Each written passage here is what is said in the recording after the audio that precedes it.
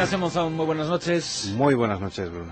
Ignacio, la última vez que conversábamos contigo hablábamos sobre la forma de vestir en el mundo romano, en el mundo griego, en el mundo egipcio, en estas civilizaciones, pero dejábamos una segunda parte de ese tema, ya no relacionado con las vestimentas en sí, sino con los colores, no solamente con los que se utilizaban en la vestimenta, pero imagino que el color de la vestimenta era algo importantísimo entonces. Importantísimo y sobre todo podríamos decir que un lujo, porque realmente era innecesario, en origen era innecesario pintar o tintar la ropa. Uno puede utilizar la ropa simplemente ya como viene de fábrica, entre comillas, pero colorearla con cualquier color, pero con algunos de forma específica, marcaba claramente el estatus social, podía marcar también la pertenencia a un grupo, a una etnia, a una profesión. Tenía un significado muchísimo más amplio que para nosotros, claro. Y encontramos explicación en algunos términos que usamos de forma muy habitual, por ejemplo, al referirnos a los cardenales, los purpurados. Sí. Tiene que ver con ese color, con el púrpura. El púrpura, todos los colores, como digo, en principio eran bastante valiosos. El azul, por ejemplo, era difícil de hacerse. El azul bueno se hacía con lapislázuli, el verde. Pero es que el púrpura era el número uno. El púrpura, que se empieza a fabricar, parece ser en la zona de Fenicia, se hacía con unos moluscos. Además hay una leyenda sobre un perro que muerde un molusco y se le pinta el hocico. Unos moluscos muy pequeñitos, que es el llamado murex. Hay diferentes tipos de murex. Lo que pasa es que el murex es muy pequeñito, con lo cual se ha calculado que para llegar a producir casi 1,5 gramos de púrpura había que exprimir cerca de 12.000 de estos murex. Por lo tanto, era no caro, era casi podemos decir una horterada, ¿no?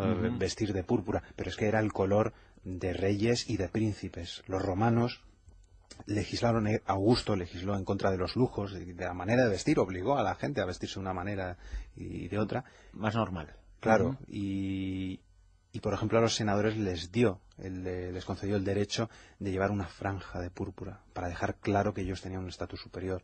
Los emperadores, después de él, empezaron a usar el púrpura como ese símbolo de que ellos eran la cabeza del Estado, lo más importante, y eso evidentemente lo heredó la Iglesia Católica. Los romanos, cuando se presentaban como candidatos, llevaban túnicas blancas, es decir, la túnica alba, del latín albus, albino, ¿no? Que es nuestra palabra para blanco, pero también se decía toga cándida, porque blanco se dice alba, albus o candidus, ¿no? Alba, cándida. Cuando visitamos ruinas romanas, ruinas griegas y ejemplos, hay muchísimos que nos vienen a la mente enseguida, Sí. como el Partenón. Vemos esas ruinas y quizá las interpretamos o nos trasladamos al tiempo en el que estuvieron en vida, en cierto modo, pero con color piedra, ¿verdad? Y sin embargo no tiene nada que ver cómo eran así, porque no eran así. No, pasa lo mismo con la escultura. Nosotros vemos algunas reconstrucciones en el British, en el Museo del Prado, que tiene muy poca escultura, pero es excelente, o sea, tiene una calidad extraordinaria. Pero siempre le falla eso.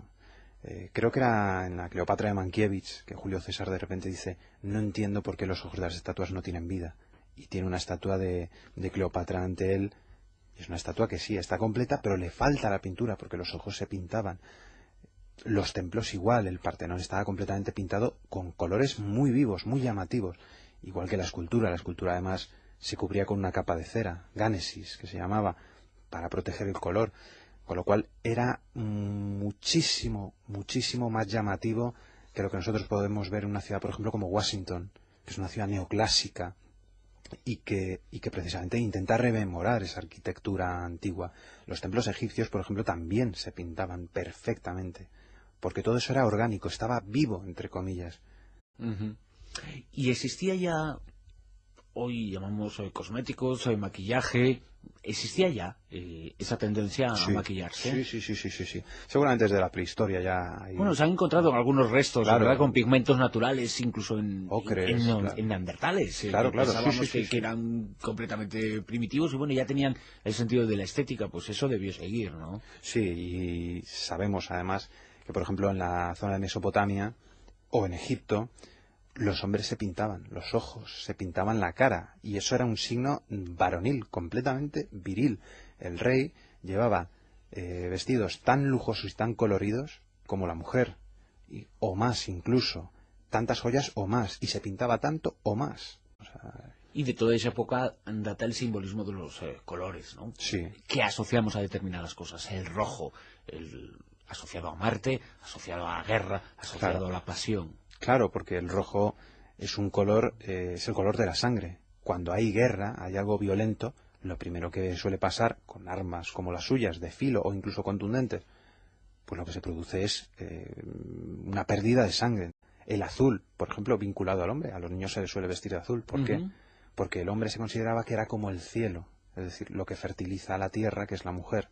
Por tanto, como el cielo es azul, los hombres tienen que ir de azul o vinculados con el azul. Fíjate, eso empieza ya entonces, ¿no? Empieza entonces. ¿Y las niñas de rosa también empiezan entonces o no? Sí, porque era un color, el color tierra, o el color incluso también rosa, vinculado a la mujer, por esa identificación con la madre tierra. Entonces, todos esos colores se convierten en auténticos símbolos de quién es cada uno. O sea, y el blanco a la pureza. El blanco a la... Sí, pero no en todas las culturas. ¿No? En algunas culturas, por ejemplo en las orientales, en algunas culturas de África, es el negro, es al revés. Entonces no siempre es igual, pero sí es verdad que cada cultura intentaba asociar un determinado color pues con una propiedad. En Egipto, por ejemplo, los dioses son representados como si tuviesen la piel de oro. ¿Por qué? Porque el color oro es como el metal, es como incorruptible, es como eterno. De manera que cuando se pinta algo dorado, lo que se está queriendo decir seguramente es esa tendencia a la inmortalidad, a la perpetuidad. Por lo tanto, hay un auténtico código de colores. Ignacio Monzón, muchísimas gracias una vez más. Pues muchísimas gracias a ti, Bruno.